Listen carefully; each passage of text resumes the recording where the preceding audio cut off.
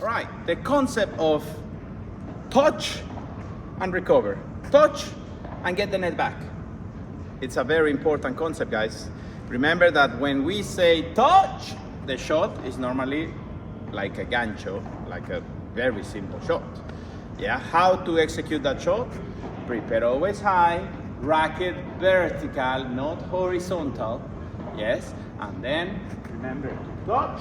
If you want to be more specific, what length should I put? Close to the line. Because if it's past the line, it's probably going to give too much rebound. If it's too much in front of the line, the opponents will probably approach. So close to the line, and then be ready to move forward and apply the other concept, which is a stop and step in. Two things will happen when you develop the touch and recover.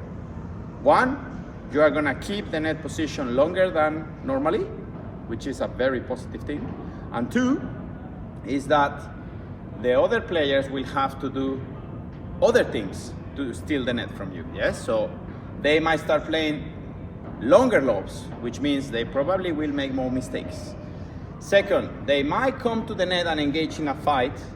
You know, when they approach, they might try to crash the net even though you are there. And I think it's a positive thing because you will have a fight at the net.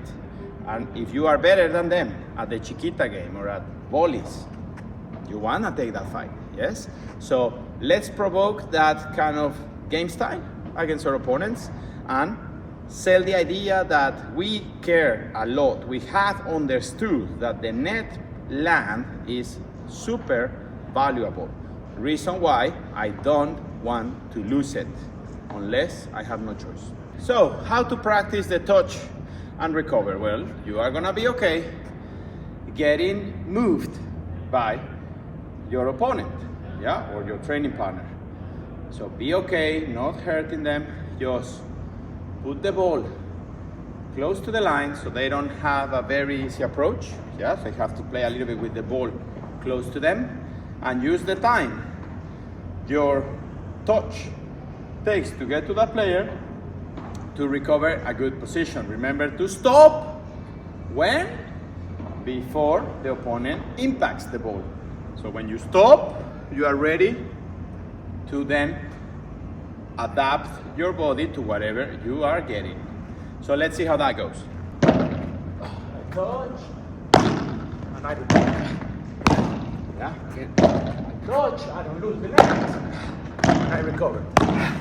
And again, I touch, I recover.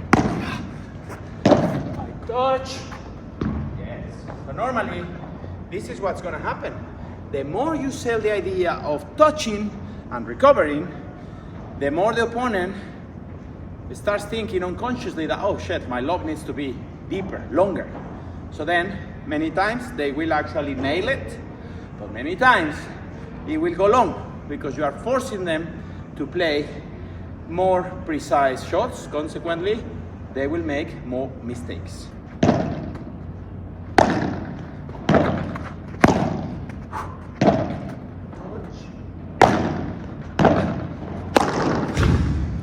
Now, another situation, variation that will happen with the touch and recover is the understanding that with your overhead, you just avoid losing the net position.